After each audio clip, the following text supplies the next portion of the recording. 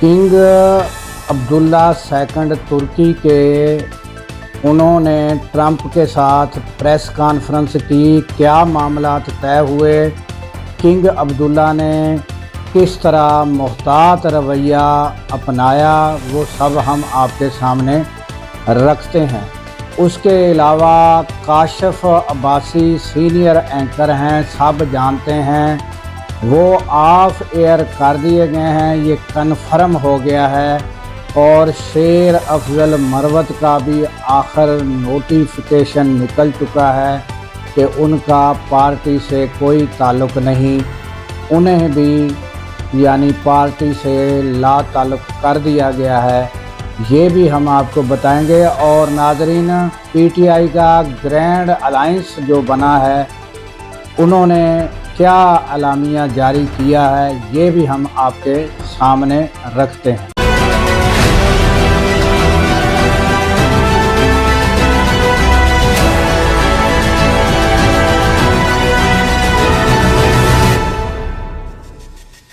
अस्सलामुअलैकुम, मैं हूं अब्दुल गफ़ार।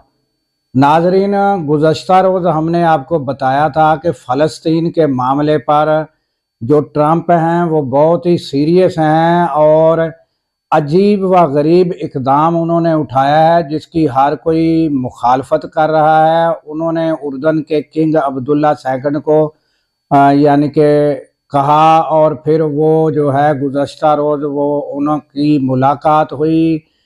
तो उस मुलाकात के बाद जो प्रेस कॉन्फ्रेंस हुई है, उसमें देखा जाए तो सिर्फ जो डोनाल्ड ट्रंप है वही सवालों के जवाब दे रहे हैं।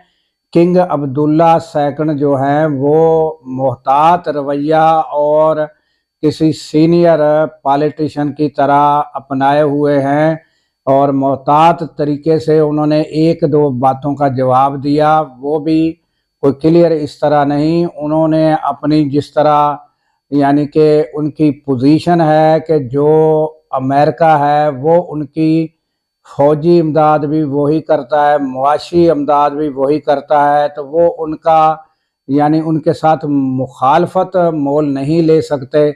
लिहाजा उन्होंने 2000 जो बच्चे हैं जो बीमार हैं, मुख्तलिफ बीमारियों में मुब्तला हैं, फ़िलहाल उन्होंने उनको जो है अपने मुल्क में इलाज के लिए वो हाँ की है। और बाकी जो ट्रंप हैं, उनसे सहाफ़ियों ने जब कहा कि आप 2 बिलियन लोग हैं जो उनको किस तरह ज़बरदस्ती निकाल सकते हैं, तो उन्होंने कोई अजीब व गरीब तरीके से जवाब दिए हैं कि वेरी इजी, वेरी ब्यूटीफुल। वो उन्होंने कहा कि ये बहुत आसान है, बहुत आसान तरीका है, और उनके लिए यानी दूसरे ममालिक में फैसिलिटीज़ होंगी। फिर वो कहते हैं कि इनकी असर नौ तामीर होगी। कभी कहते हैं कि मैं ये जो जगह है उसको ख़रीद लूँगा। किस तरह यानी अजीब व गरीब बातें सामने आ रही हैं। असल पोजीशन वाज़िया नहीं हो रही कि ट्रंप के असल फ़लस्तीन को लेकर असल मामलात क्या हैं। तो किंग अब्दुल्ला जो हैं, उन्होंने फिर प्रेस कॉन्फ्रेंस के बाद जो अपना इरादा ज़ाहिर किया है, उन्होंने ट्वीट जो किए हैं ये आपके सामने हैं। उन्होंने कहा है कि जब तक यानी इस पे तमाम जो यानी स्टेक होल्डर हैं, जिनका यानी वो दूसरे ममालिक हैं, उनकी जो पोजीशन है वो वाज़िया नहीं हो जाती, तब तक इस तरह जो है ये 2 स्टेट फार्मूला जो है वो सारा तहस नहस हो जाएगा। और मैं भी इसकी मुखालफत करता हूँ कि ये मामला इस तरह तय नहीं पा सकता। तो ताज़ा तरीन यानी कि ये सूरत हाल है किंग अब्दुल्ला और ट्रंप और फ़लस्तीन के मामले पर। तो इसके बाद आ जाते हैं नाजरीन, जो अपना शेर अफजल मरवत हैं, वो उनकी जो है वो कुछ यानी पीटीआई को लेकर उनको भी तहफ़्फ़ुज़ात थे और पीटीआई को भी तहफ़्फ़ुज़ात थे।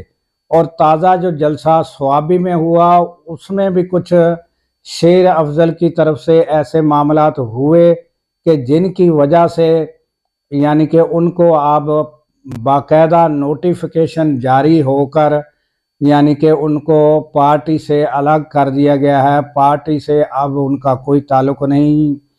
पार्टी ने उनको अपना पीटीआई से यानी कि अलग कर दिया है। अब वो पीटीआई के मेंबर वगैरह नहीं रहे। तो इसके अलावा नाज़रीन, काशिफ अब्बासी हैं, उनको भी यानी कि ऑफ एयर किया गया था। तो मुख्तलिफ खबरें आ रही थी कि वो छुट्टी पर चले गए हैं, कुछ का कहना था कि वो छुट्टी के बाद आ जाएंगे, यानी मुतज़ाद खबरें आ रही थी। अब जो है ये गुज़श्ता रोज़ से कन्फर्म हो गया है कि उनको ऑफ एयर किया गया है। अब कुछ कहते हैं कि उन्होंने पतन की रिपोर्ट पर खुलकर बातें की थी, इस वजह से किया गया है। बहरहाल ये है क्या सराइयाँ या ये है यानी मुख्तलिफ ज़राए की खबरें।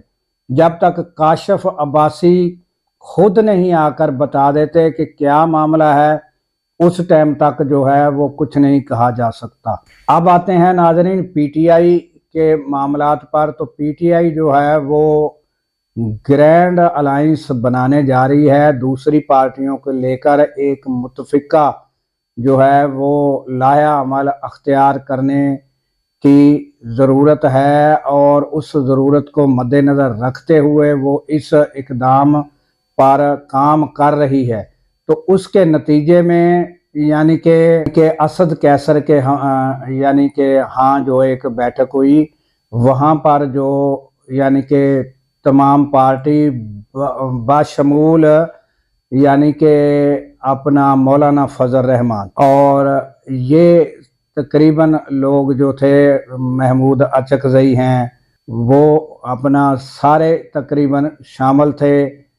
तो यानी कि उनकी जानब से एक अलामिया जारी किया गया है, और उस पर उनका कहना ये है कि तमाम लोग जो थे वो इस बात पर मुत्फिक हैं कि इस जो मुल्क में स्टेबिलिटी है ये उस वक़्त आ सकती है जब यानी कि एक फौरी तौर पर इलेक्शन कराए जाएं, और जिसको अवाम वोट दे वो हुकूमत मुंतखब हो। और दूसरा उन्होंने ये भी एलामिया में बताया कि सियासी जो कैदी हैं उनकी फौरी रिहाई मुमकिन बनाई जाए। और ये यानी दो चीज़ें जो थी, ये इस पर सारा सबका यानी कि इत्तेफाक था। तो ये यानी पीटीआई की जानब से कोशिशें जारी हैं। जो मौलाना की सूरत हाल है वो यानी कि उनके जो करीबी लोग हैं उनको कह रहे हैं कि आप ये पीटीआई को जो है पीटीआई के साथ आप छोड़े, इनके साथ इत्तेफाक राय करना या इनके साथ ग्रैंड अलायंस में बैठना या यानी कि हुकूमत की अपोजिशन या मुखालफत करना आप छोड़ें, क्योंकि हमारे जो सब मामलात हैं वो तो बेहतर हैं और हमारे जो सारे काम हैं वो हो रहे हैं।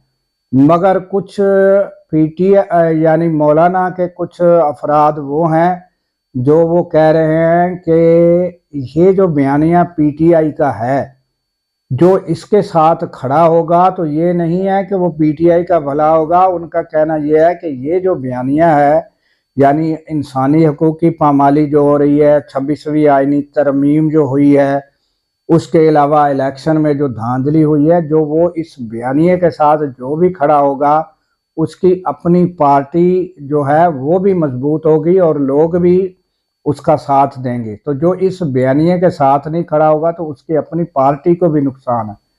तो बहरहाल मौलाना फ़िलहाल तो यही दिखाई दे रहे हैं कि वो पीटीआई के साथ हैं। तो जब ये यानी कि आइंदा कोई लायामाल अख्तियार किया जाता है, तो जलसे जलूस का किया जाता है, तो धरने का किया जाता है, जो भी पार्टी पीटीआई तय करेगी, तो क्या यानी कि मौलाना इस धरने में या इस एहतजाज में आइंदा आने वाले दिनों में क्या वो साथ देंगे और साथ होंगे, ये एक सवाल बाकी है।